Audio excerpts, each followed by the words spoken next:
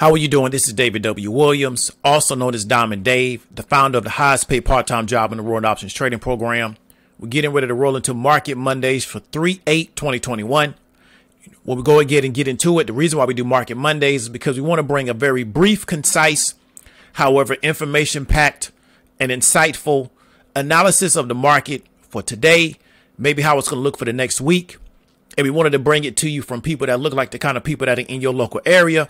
And our job is to try to encourage you to start having market-based conversations and understanding how the market impacts your life and how understanding the market and being involved in the market can be beneficial to you getting what you want to get out of this particular life and out of this world. So let's go ahead and get into it.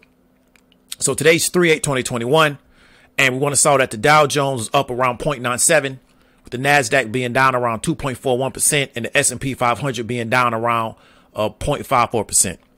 And what we see is that a lot of tech is being sold off, and it's also bleeding into the S&P 500.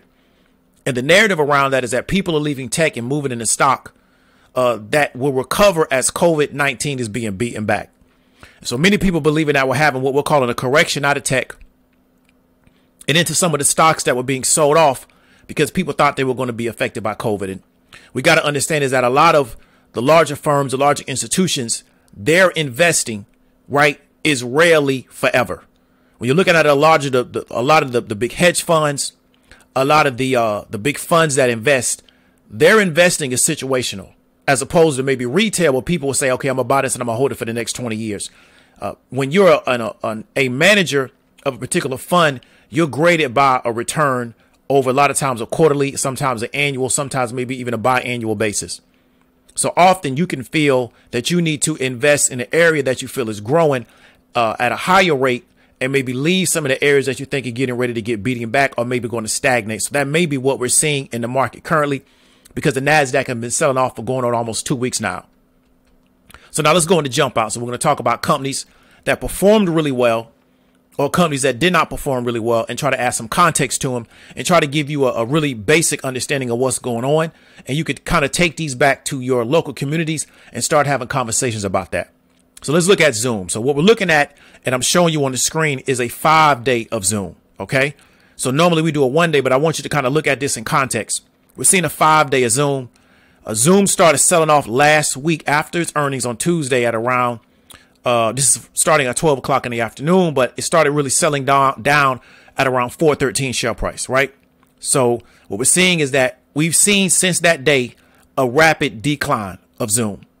OK, this was a stock that a lot of people were bullish on because of COVID.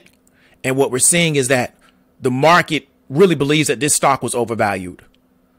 And, you know, the buy the dip crowd that has come in and retail buy the dip that has come in and bought because Kathy Wood is bought or is coming and bought because they're implementing the buy the dip strategy. What they're finding is that this thing keeps selling off. And even as it goes up, so you see between on 3/5, between like around 12 o'clock and maybe close, it went back up a little bit. But when it opened today, what it started doing, it immediately started selling off. So the big black arrows today's activity. So when it closed last Friday, we saw going into the close, there was some demand on it. But what you got to understand is that the big firms can't sell off all at one time. They don't want to do that. They don't want to shock the market like that. So what they do is they sell off incrementally. And so what they're doing is that they're baiting retail into buying by selling off very slowly and making people thinking, well, we've kind of hit a plateau. We've hit a bottom. Once more demand comes in, they sell off again. And then as more and more demand comes in, then they sell off more. So what they're doing is they're baiting people into buying so they can get out of their position. And they're just doing what we call a slow float out of their position. Because when you got a large amount of shares, it can be very difficult to dump them all at one time without putting a shock through the market. So that's what we're seeing with Zoom. Now let's go into Tesla. Same thing. Now we're looking at a 1 day of Tesla. And we're seeing Tesla has been selling off really, really hard the past week. And then it rolled into today. A lot of people thought it was going to be a turnaround today, but that didn't happen. So Tesla lost 5% around $34 a day. It's at $563. This was a stock that I want to say a little bit before the first of the year was around $900. We're at $563 now. You got to understand, same scenario. This stock was really, really big because of COVID. It had a massive acceleration during the last 6 months to a year. And what we're seeing is people are starting to unwind their position out of this particular stock. And as people are buying in, we're seeing more and more unwinding. Now, in the aftermarket, it went up a few dollars, but we got to look at the volume and understand, what is the volume behind this $4 increase? And does that really mean anything? And we got to see how it opens tomorrow. Let's go into the next one. Doordash. So there's another one of the tech companies, right? What are we seeing?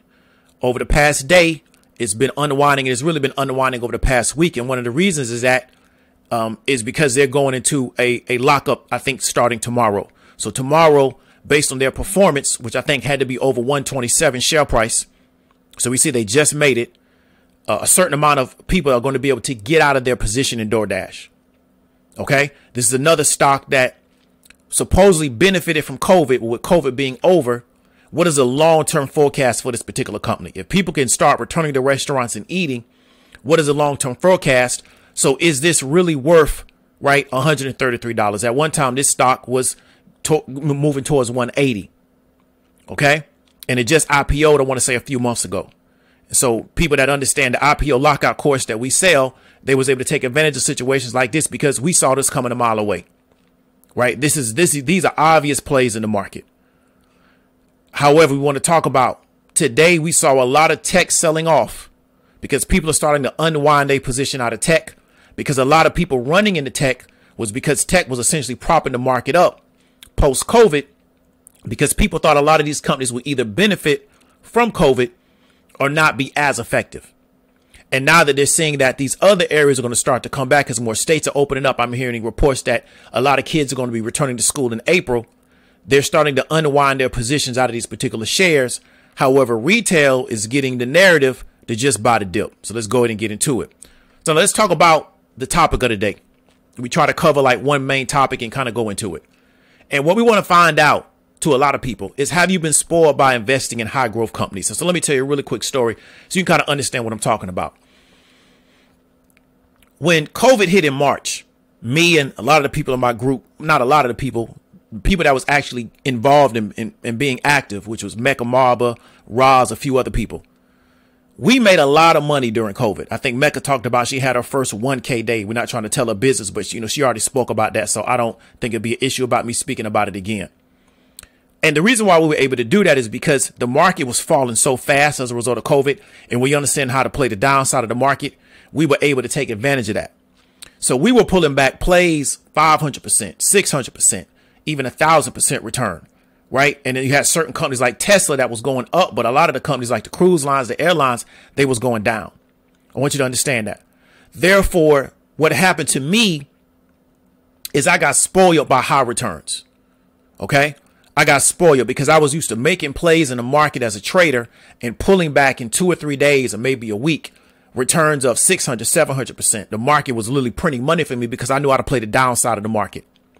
What happened is we came out of that and you weren't able to get back those same returns. I had to start reprogramming myself to be satisfied and to feel accomplished by having smaller returns. So if I get a return of 100%, that's a great situation. If I get a return of 40 or 50%, that's a great situation, because you got to understand there's not a financial institution in the world, as far as a bank, where you can put your money into it and they'll get you back 40% over a year, or they get you back 100% over a year. So if you can pull 100% back in 2 weeks, that's a great scenario.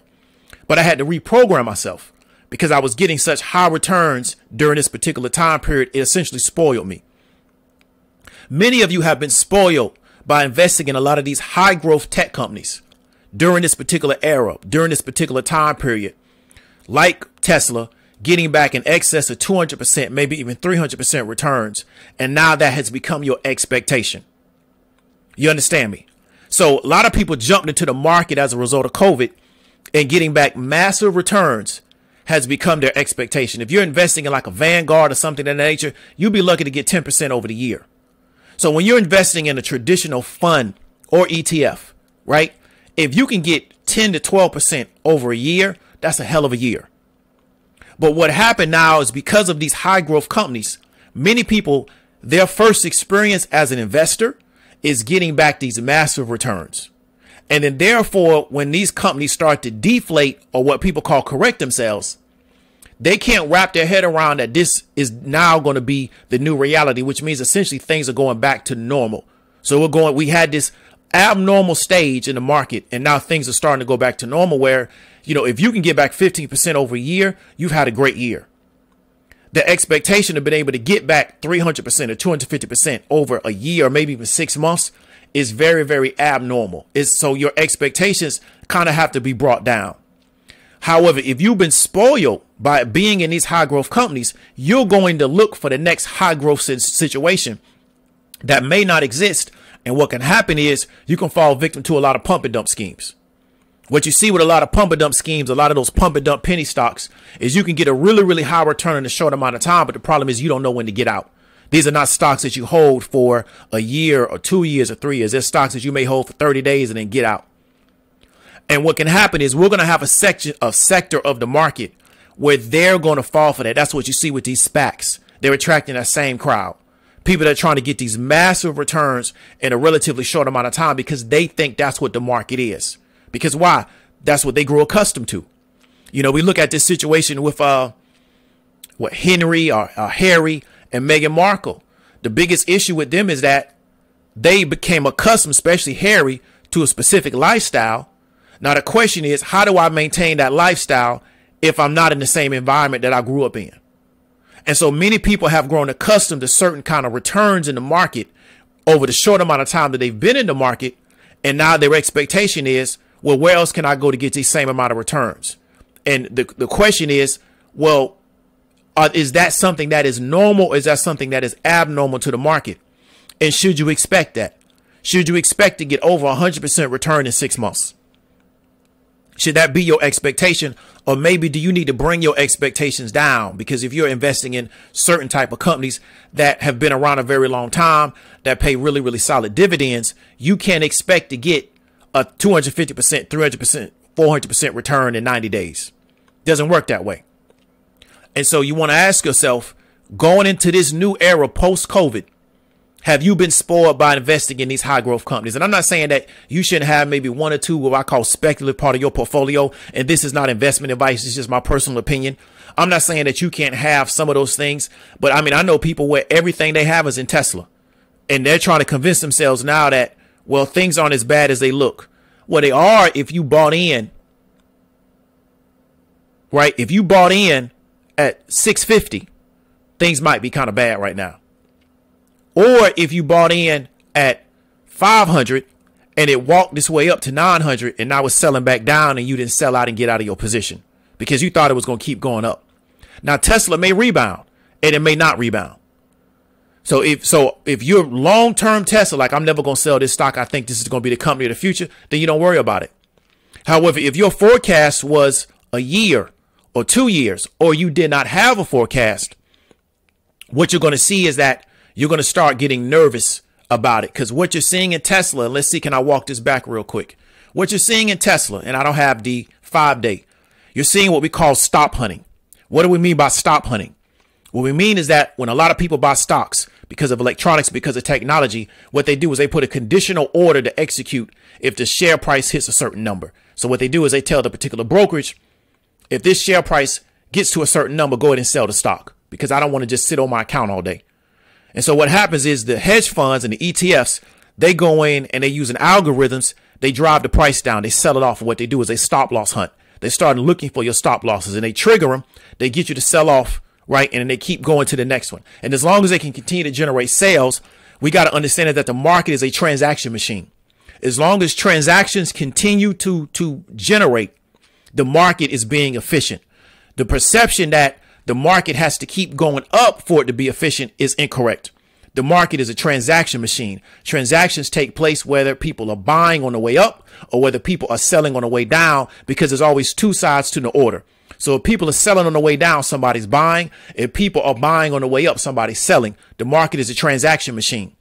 So the algorithm's job is to facilitate transactions because that is a function of the market. This is the type of stuff they don't tell you when you follow these people on YouTube. They don't really get you to understand the mechanisms and the fundamentals of what's actually going on in the market. The market is a transaction machine. Its number one job is to facilitate transactions.